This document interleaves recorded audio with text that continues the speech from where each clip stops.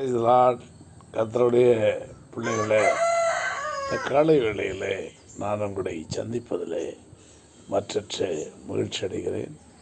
தேவன் ஒவ்வொரு நாளும் உங்களோடு கூட உறவாடும்படி உங்களோடு சில வசனங்களை பேசும்படியாக எனக்கு கொடுத்திருக்கிற கிருபைகளுக்காய் அவருக்கு நான் மிகவும் நன்றி செலுத்துகிறேன். தேவன் இப்பேற்பட்ட ஒரு நிகழ்வுகளை அநேகருக்கு கொடுப்பதில்லை. அது கடினமான காரியம்தான். ஆனாலும் நமக்கு அதை கொடுத்திருக்கிறார். அதனாலே இன்று சங்கீதங்களின் புஸ்தகம் 25ஆம் அதிகாரம்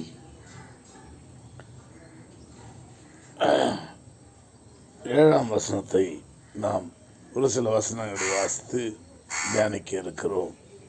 அந்த வசனம் என்ன சொல்லுகிறது என்றால், என் 7ஆம் வசனம், என் இளவயதின் பாவங்களையும் என் மீறுதல்களையும் நினையாதரும். அல்லேலூயா.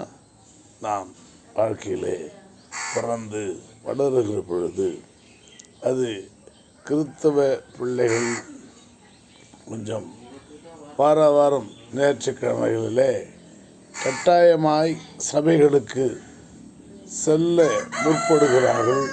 அவர்களை அழைத்து கொண்டு போகிறார்கள். பாருங்கள், நான் பொதுவாக தான் பேசுகிறேன். நான் அப்படியெல்லாம் பேசுவது எனக்கு பிடிக்காத ஒரு காரியம்.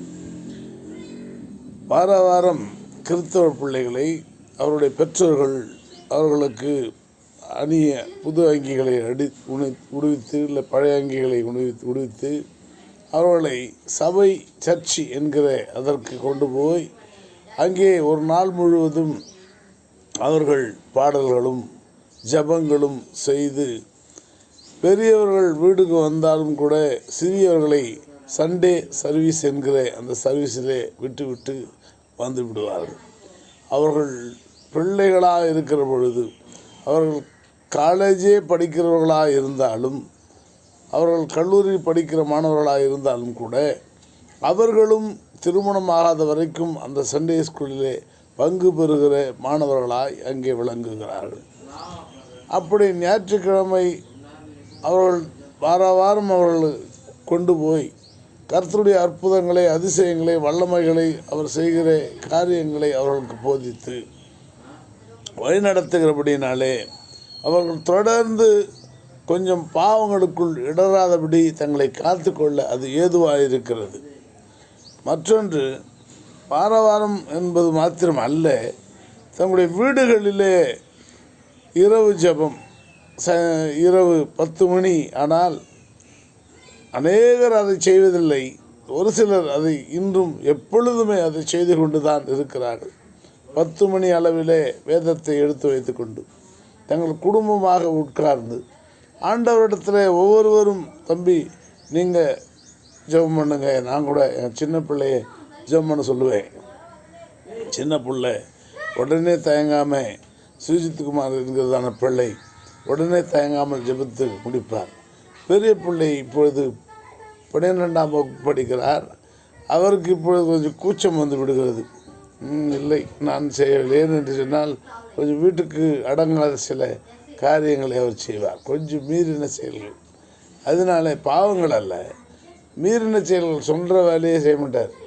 அப்படி செய்யாதபடினாலே நம் பெற்றோருக்கு கீழ்ப்படியதில்லையே, நாம் எப்படி அதை செய்வது? ஜெபம் செய்வது, ஜெபம் செய்தால் மாட்டிக்கொள்வோமே. ஜெபம் என்பது ஆண்டவரிடத்தில் பேசுகிறதான ஒரு வார்த்தை ஆயிடுச்சு. அங்கே ஐயா அப்பா இப்படி என்று நாம் பேச முடியாது என்று சொல்லி அவர் வருத்தப்படுகிறதுனாலே அவர் இல்லை நான் ஜெபிக்கவில்லை, கர்த்தரிடத்தில் பேசுகிற காரியம். ஜெபம் என்று சொன்னால் சாதாரணமாக பொய் புழுவி கொண்டு, சாதாரணமாக ஏமாற்றி கொண்டு வாழ்கிற வாழ்க்கை அல்லது. அது தேவன் பார்க்கிறவர், நிஜமாய் நீதியாய் பார்க்கிற தேவன். அதனாலே அவர் ஜெபிப்பதே இல்லை நான் ஜெபிக்கலை அப்படின்னு சொல்லி பின்வாங்கிடுவார். கழுவுற மீனில் நழுவுற மீனாக அவர் நைஸாக போயிடுவார். எப்பா தம்பி ஜெபிச்சாகணும்பா அப்படின்னு நான் சொல்லுவோம். இல்லைப்பா இன்றைக்கி இல்லைப்பா, நான் நாளைக்கு பண்ணுறேன் இன்றைக்காவது ஒரு நாள் மாட்டிக்கிடுவார். தம்பி என்ன இப்படி சொல்லிகிட்டு இருக்கீங்களே சொன்னால் சரி கண்ண முடியுன்னு அவருக்கு எதெல்லாம் நமக்கு வேலை செய்ய மாட்டாரோ அதெல்லாம் ஒதுக்கிடுவார். மற்ற காரியங்களை குறித்து ஒரு மற்ற விஷயங்களை குறித்து ஜெபம் பண்ணுவார். கர்த்தர் தாமே அவளை ஆசீர்வதிக்கட்டும். அதனாலே வாரம் பேட்டரிக்கு சார்ஜ் போடுகிறதான ஒரு காரியங்கள் தான் கிறிஸ்தவத்திலே நடக்கிறது. அதனாலே அவள் சீக்கிரத்திலே அந்த பாவங்களுக்கு உட்படாமல் தன்னுடைய வாழ்க்கையை நடத்துகிற ஒரு காரியம் அங்கே தென்படுகிறது. மற்றவர்களை பற்றி எனக்கு தெரியவில்லை. கர்த்தர் ஒவ்வொருவரையும் வழிநடத்தி கொண்டிருக்கிறார். கர்த்தர் வழிநடத்துவார். 2ஆம் வசனம், அந்த வசனத்தில் நினையாதரும் கர்த்தாவே உம்முடைய தயவு நிமித்தம் என்னை உமது கிருபையின்படியே நினைத்தருளும். இல்லையா? உம்முடைய தயவு பெரியது, உமது அன்பு பெரியது. நல்ல பாட்டு, அருமையாக பாடுறாரு. அந்த தயவு பெரியது, அவருடைய தயவு பெரியது. அந்த தயவின் நிமித்தம் கிருபையின்படியே என்னை நினைத்தருளும். அவருடைய தயவு மகா பெரிய தயவு. எப்படிப்பட்ட தயவு! அவரை ஜனங்கள் கொண்டு போய் சிலுவையிலே ஆணியிலே அரைந்து, ஆணி மாற்று 4 ஆணி மாத்திரம் இல்லைங்க, 2 கைகளில் கால்களில் ஆணி அடிக்கிறாங்க. ரத்தம் சொட்டுது. அந்த சொட்டுகிற பொழுது தன்னுடைய தலையில் நீ ராஜாடா அப்படின்னு சொல்லி அவரை கேவலப்படுத்தி பெரிய பெரிய முள் உள்ள ஒரு கிரீடத்தை போய் குத்துறாங்க. அது மூளையில் போய் குத்துது. அப்பே அன்கான்ஷியன் ஆகிடுவோம் நம்மெல்லாம். அப்படி குத்திய போதிலும் அவர் தன்னை தாழ்த்தி கொண்டு தண்ணி தாகம் என்று கேட்கிறார். அந்த தண்ணிக்கு பதிலாக அவர்கள் ஒரு ஈட்டி எடுத்துக்கொண்டு போய் அவருடைய விழாவிலே குத்துகிறதை நாம் பார்க்கிறோம். ஒரு விழாவிலே குத்தி உருவி அவருடைய குடல்களெல்லாம் விழுக்கப்பட்ட பொழுதும் அவர் கடைசியாக சொல்கிற வார்த்தை என்ன? முதலாக ஒரு வார்த்தையை பேசுகிறாரு கடவுளிடத்தில். அவர் தான் கடவுள். அந்த விஷயம் தொடர்ந்து ஜெபிக்கிற விஷயம் இந்த ஜனங்களுக்கு வரணும்னு சொல்லி எப்படி ஜெபிப்பது என்பதை காண்பிப்பதற்காக அவர் கடவுளத்தில் ஜெபிப்பது போல ஒரு பாவனை காட்டுகிறார். என்ன சொல்கிறாரு? பிதாவே, இவர்களுக்கு மன்னியும், இவர்கள் செய்கிறது என்னதென்று அறியாதிருக்கிறார்கள். எத்தனை பெரிய வார்த்தை பாருங்கள்.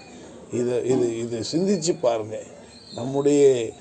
நமக்கு தென்பட்ட எந்த கடவுளாக இருந்தாலும், நான் யாரை பற்றி புகை சொல்ல எனக்கு பிடிக்கவில்லை, நமக்கு தென்பட்ட எந்த கடவுளாக இருந்தாலும் அவர்களை அடிக்கிறதற்கு ஒருவனும் பிறந்திருக்க முடியாது.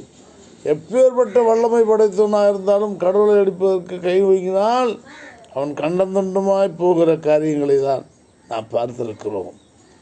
ஐயோ, சிறு குழந்தை போல, சின்ன குழந்தை போல ஒரு மனுஷன், ஒரு கடவுள் தன் விழாவிலே குத்தின பொழுதும், தன் முள்முடிகளால் தன்னை நொறுக்கின பொழுதும், தன்னுடைய ஆணிகளால் தன்னை அறிந்த பொழுதும், காரி முகத்திலே துப்பிய பொழுதும், இந்த பிள்ளைகளுடைய பிள்ளைகள் பிதாவே இவர்களுக்கு மன்னியும், இவர்கள் செய்கிறது என்னதென்று அறியாதிருக்கிறார்கள் என்று சொன்னாரே. அருமை தகப்பன் ஆண்டவராகிய இயேசு கிறிஸ்து. அதை நினச்சிக்கிடுங்க. அது ஒருத்தர் நினச்சிக்கிடுங்க. அப்பேற்பட்ட ஒரு நல்ல தகப்பனை நாம் பெற்றிருக்கிறோம். அப்பேற்பட்ட ஆவிக்குரிய ஒரு அருமையான ஆவியானவரை நாம் பெற்றிருக்கிறோம். அப்பேற்பட்ட தேவனை நாம் பெற்றிருக்கிறோம். அந்த தேவனை நினைத்து நீங்கள் ஒவ்வொரு நாளும் ஜெபிப்பீர்கள் என்று சொன்னால் உங்களுக்கு ஆசீர்வாதங்கள் மிகவும் பக்கத்திலே நிற்கிறது. இதோ வாசற்படியே நின்று கதவை தட்டுகிறேன், ஒருவன் என் சத்தத்தை கேட்டு கதவை திறப்பானால் நான் அவனோடு கூட அமர்ந்து போஜனம் பண்ணுவேன் என்று சொல்லக்கூடிய நல்ல தகப்பனை நமக்கு உண்டு. அந்த தகப்பனை விட்டு விடாதவர்கள் நாம் ஜெபித்து முடிப்போம். அன்பின் பரலோக தகப்பனே, அருமையான இயேசு கிறிஸ்துவ நாமத்திலே உம்முடைக்கு வருவோம். தகப்பனே, இதோ மழைக்காலம் முடிந்து விட்டது, மழை பெய்யாது என்று நாங்கள் தொலைக்காட்சியிலே செய்தியிலே பார்த்தோம்.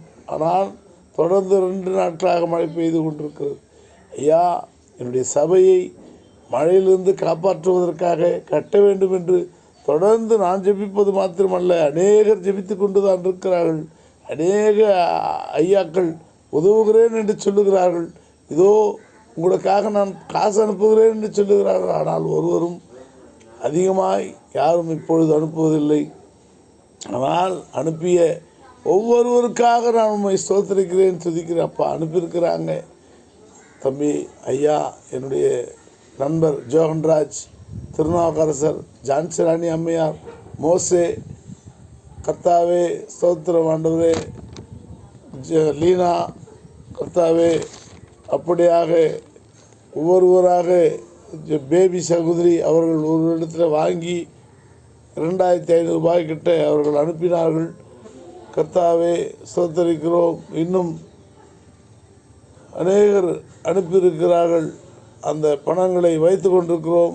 ஐயா தங்கமணி ஐயா கூட முதலாவது கொடுத்த பணத்தில் கொஞ்சம் இருக்கிறது, கேட்டால் இன்னும் கொடுப்பார்.